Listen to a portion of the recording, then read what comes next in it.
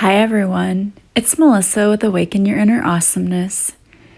The statement I am, this is a very powerful statement, and I've talked about it before, and that what comes after I am is really important because it defines what we think about ourselves, what we think that we are. But today, I talked about that. And then today I was listening to Wayne Dyer's book on audio as I was in my car on the way home. And I've listened to meditations by him before. There's a really good one to listen to right before you go to bed. And in this meditation, he talks about the power of the I am statement. And one of the things that he says and repeats in this is, I am God. And I remember thinking when I first heard that, like, wow, that's a bold statement. And if you are of a traditional religion, you might hear that and think, well, that's kind of blasphemous. We're not really supposed to say that. And that was sort of the reaction that I had at first too, because I was always raised to believe that, you have no other gods before God and that nothing goes before him. So obviously he is above everything, or, whatever. And obviously, as I've gone on my spiritual journey, my ideas about God and about the universe are constantly changing and being reshaped.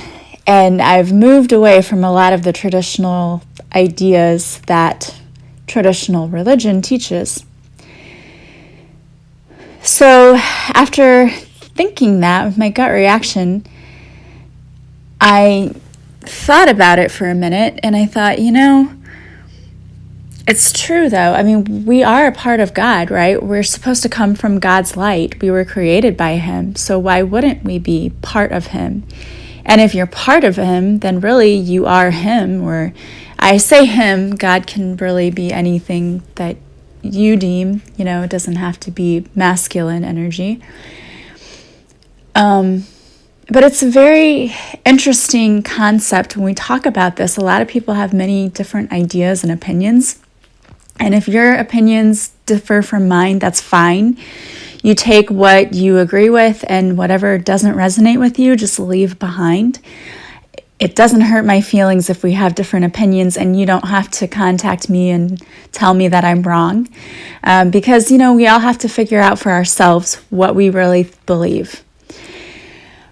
But I'm bringing this up because that was the initial thought that I had when I first heard that meditation, and it was, I am God, and he said it 3 times. But I thought, what a powerful statement, really. And I can see why we would say that, because we were supposed to be created from God. We're part of the divine. We're one with the divine. So yeah, that would make sense. But I just never, heard it phrased in that way. So today I was listening to his audiobook, and he was talking about the same concept again, about I am and about I am God. And of course he touched on how in traditional religion, we're taught that God is a vengeful God and wants us to build all of these temples and all of these things. Those things never really resonated with me. Growing up, I really never thought that God was a vengeful God. I mean, that kind of didn't really make sense. At least it didn't make sense to me. And then he was talking about how in the Bible, Jesus even says, I am God. And he tells this story and expands on it more than I could right now. But his main point was that, again, we are God. And he brought up this story, like this example. He said, if you were to take a bucket and you dipped it in the ocean, and now you had ocean water in that bucket, is that water in the bucket not part of the ocean anymore just because you've taken it out of the ocean? And is that big ocean not ocean anymore? The big ocean is the ocean. The water that's in the bucket is the ocean. They're one and the same, even though the water that's in the ocean is larger than the water that's in the bucket. And then his point was, God may be larger than all of us, but we are still a part of God, and we have his light in us, so we are God, which I thought was really interesting. And the reason that I point this out, and I'm not going to go into a lot more detail about what he says in the book, I'll let you know at the end what the name of the book was. But the reason for bringing this up is because I have been seeing a synchronicity lately. Several places where I have seen this on Facebook and on Instagram. And on Facebook, I've seen it in a private group that I'm a part of, and on Instagram, I've seen it just in posts. People keep writing that God wants us to know that he is always with us and that we are part of God. And I think the reason for bringing that up is because for some reason, we have forgotten that we are a part of God, that we are God, and that we're capable of anything, and we can do anything that we set our minds to. We can achieve anything, any goal, because we are God. He is one with us. We are one with God. We are God. And it's that whole I am. And when we really think about what that means to say, I am God, think about all those other powerful things that can come after that. I am mighty. I am wealthy. I am knowledgeable. All the things that we are totally capable of doing anything we want. We can achieve anything we set out to achieve. Yet we forget that. We've forgotten where we came from. And for some of us, our egos and our fear take over, and we don't realize who we are. We're a big deal, and we just don't seem to remember that.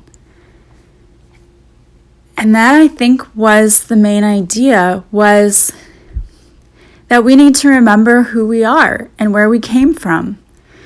At one time, we were with God. And when we were charting out our lives, we were thinking about all of these situations that we wanted to be a part of, and all of the things that we wanted to try and to experience. And we wanted to experience love in all of its forms. And then we came down here and we forgot. We forgot who we are. And the whole time God's here like, hey guys, you're a part of me. You have my light in you. I created you. Why are you forgetting that? You can do anything. You're powerful. You're mighty. Yet we've forgotten that we are. And I think that's why the synchronicity keeps coming up for me, because I have been doubting myself lately because things seem to be taking longer than I thought they should be for me in some areas of my life. And even though I know that there's a reason, there's divine timing, and that just because I can't see it happening doesn't mean there's nothing happening. But I think this is God's little reminder of, why are you doubting yourself? Why do you think this is not going to happen? You are a part of me, and you can do anything you want, and you're going to achieve your goals, and you're going to be successful, and you're going to have it all. And then you're going to look back and laugh because you're going to wonder why you didn't remember that. Why didn't you just remember who you are in the first place? And I'm sure that if that message was coming around for me, some of you needed to hear that too. How many of you are doubting yourselves or doubting what you're capable of, or if things are going to happen for you in your life? I know I did. And I don't know why I doubt myself sometimes. It just seems to be something that creeps up every now and then. I guess it's just my ego that I need to tell to shove it. But you really need to start telling yourself, I am. And when you say I am, we know that one of those is I am God. And the others should be things that are true and powerful, like I am wealthy, I am capable, I am knowledgeable. All those things about you that you need to remember. You have everything you need in your life right now to be successful. The only thing that's stopping you is you. And the only thing stopping me is me. We get in our own way. We need to stop listening to our ego. We need to tell our ego to hit the road. We need to stop being afraid. We need to start being confident in who we are and remember where we came from.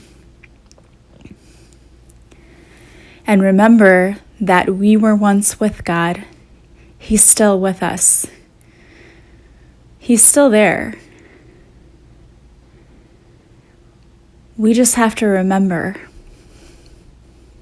And we have to remember that we are God. If you want to call it universe, source, whatever is more in line with your beliefs, it doesn't matter. You just need to remember that you are one with God, with Source, with Creator, with the universe. And that you are so freaking powerful. If you had any idea how powerful you are, you would be so amazed. So don't forget who you are, where you came from, and start every day with that I am statement.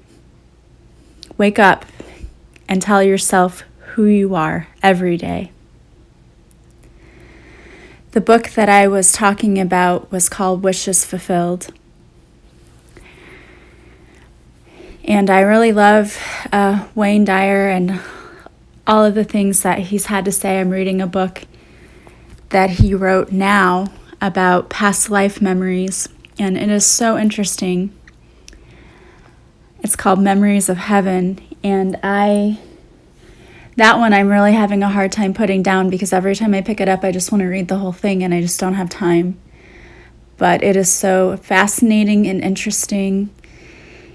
And he's been another person, Wayne Dyer, even though he's no longer with us, he's another person that keeps popping up, I think, as someone for me kind of to, I guess, guide me, because his books and things just keep popping up with me, and that's a synchronicity for me. And I think, again, for me to remember who I am. So I hope that you guys will take the time each morning to set your intentions and tell yourselves who you are, where you came from, that you are worthy of everything. You can do anything you set your mind to. I believe in you. I hope you believe in you. And I hope you have a fantastic day. I am sending you so much love and light, and I can't wait to talk to you again soon. Bye-bye.